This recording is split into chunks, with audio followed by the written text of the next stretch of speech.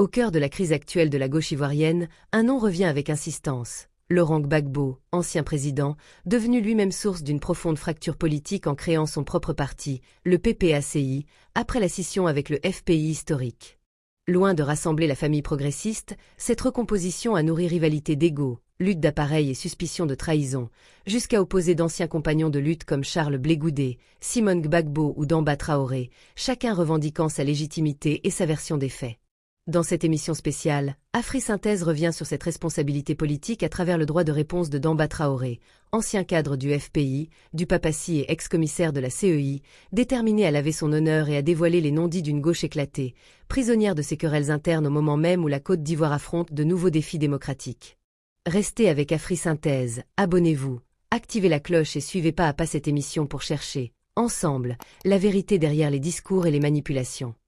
Identité. Aujourd'hui, on n'arrive plus finalement à savoir à qui revient la responsabilité de cette division de la gauche. À qui la faute finalement? La faute au président Laurent Gbagbo. C'est lui. C'est lui qui a créé ce concept de Gbagbo-rien, qui a plombé la gauche ivoirienne. Parce que, quelqu'un l'a dit, et c'est vrai, la force pivot de cette gauche, c'était le Front populaire ivoirien.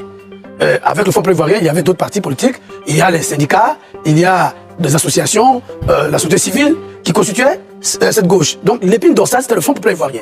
Mais à partir du moment où le président Laurent Gbagbo a décidé de mettre uniquement au centre sa seule et unique personne à travers ce slogan Gbagbo rien, bien entendu, on a mis de côté les textes, les principes idéologiques, et on est rentré dans la personnalité, tous les péchés qu'a évoqué Alamine tout à l'heure. On est sorti du champ politique pour rentrer dans les combats de personnalisation, de culte de la personnalité qui a été le poison qui a laminé cette gauche. Parce que ça a été d'abord un combat acharné contre le président du Front populaire ivoirien, le président Fingessa, à qui on a reproché sa volonté de pacification de l'espace public après la grave crise de 2010-2011.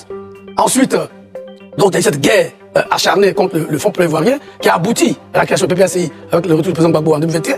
Ensuite, on a vu le PPACI qui va aujourd'hui en vrille parce que toute voix contraire à celle exprimée par le président Gbagbo et ceux qui le soutenaient a été systématiquement blacklistée. Il y a eu donc des expériences de M. Awadon Melo pendant la présidentielle et aujourd'hui le mélodrame que vit le PPACI avec les législatives. Mais bien entendu aussi, la responsabilité vient aussi au président du Front populaire ivoirien, le président Fingessa. Parce que nous avions réussi, quand je dis nous qui sommes restés fidèles au Front populaire ivoirien et à ses idées, avions réussi donc, avec le départ du président Gbagbo, à réorganiser ce parti. Malheureusement, pour nous, le président Afia a décidé de rejoindre le président Gbagbo contre toute attente, alors que nous étions engagés dans un chemin de réorganisation, de restructuration à travers le partenariat que nous avons fait. À vous entendre, c'est dire qu'il ne devrait pas revenir au président Gbagbo. Et n'était-ce pas là le premier pas vers l'unité de la gauche? Mais il a refusé. Il a refusé le président Gbagbo. Quand il est revenu, il a dit clairement que